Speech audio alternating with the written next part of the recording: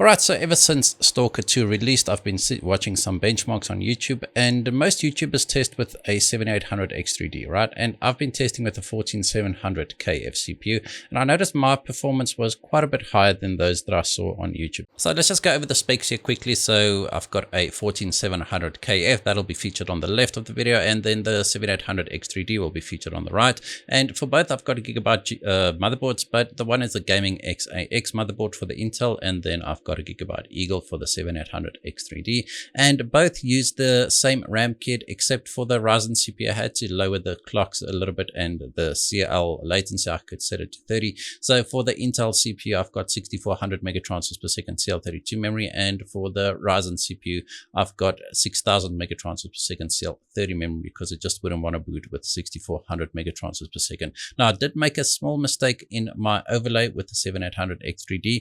I did not update the RAM speeds after I had to set it, and seeing that I just imported my previous profile, it shows as 6400 on the Ryzen CPU as well, but that's not true. I did make a note next to the RAM speeds there, so it should be okay. And then last, I want to say that I'm not a CPU benchmarker. I'm just doing this for a little bit of fun, just because I saw the discrepancies between the online benchmarks and my own benchmarks. I know you can't compare them side by side or one to one, but that's why I got a 7800X3D, so that I could do my own tests. And that is why today you won't see any 1080p benchmarks or 720p benchmarks. It's just I saw the differences at 1440p and 4K even. So those are the two resolutions that I decided to test, and as I said, it's just for a little bit of fun and a little bit of comparison. So today we are putting the 7800X3D against the 14700KF, and on the left we've got the 14700KF, and on the right we've got the 7800X3D.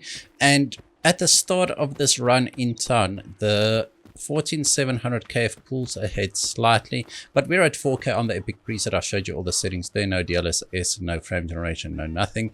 But in town, it does struggle a little bit more, but not that much. And outside of town, where we are now, you can see we are fully GPU bound, so no difference in the performance at all. There's a slight difference in the temperature of the GPU, but you'll see that it doesn't make a difference when we are fully GPU bound, as both are getting around 60 plus frames per second in the specific spot. Then at 4K, really no difference. Now, if we take this down to 1440p, once again, still on the Epic preset, I want you to notice the frame rate in town starting now.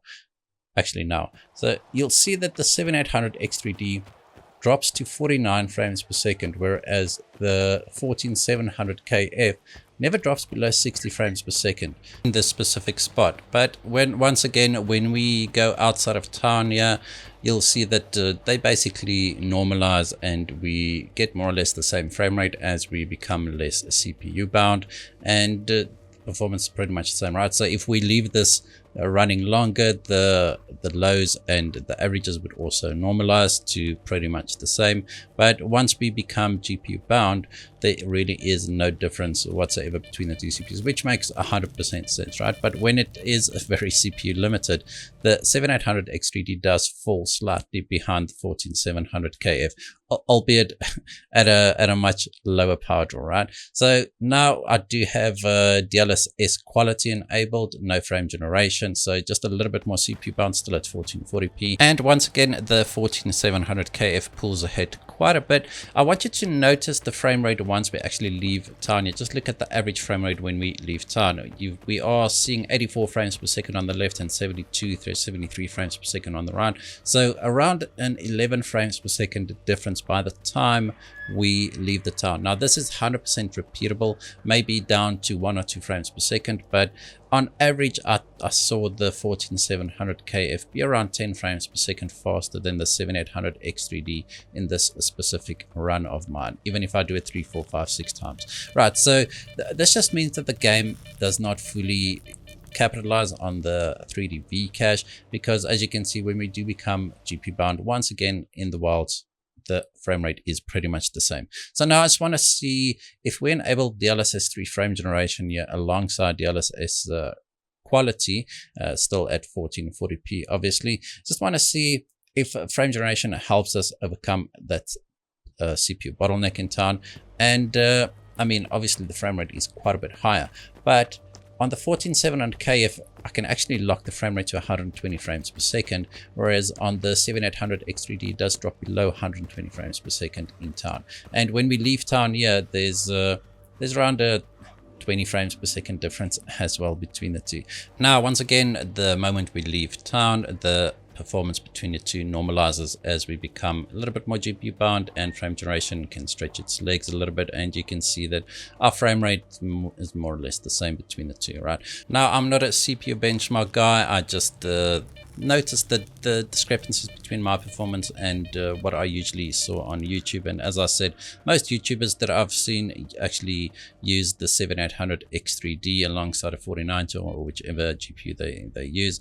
And I was actually quite surprised to see that for instance, Crispy from ZWorms Gaming, his frame rate dropped below 50 frames per second at times, and I just never saw that on the 14700KF. Now, once again, the 14700KF can draw up to around 130 watts more than the 7800X3D for similar performance, but the game Stalker 2 especially just does not take advantage of the 3D V-cache. Doesn't mean that the 7800X3D is a bad CPU at all. I just wanted to do this for a little bit of fun because, as I said, I was very, very curious. All right, thank you guys for watching. Hope you enjoyed this video. If you did, hit that like button, hit that subscribe button, and as always, we hope to see you in the next one.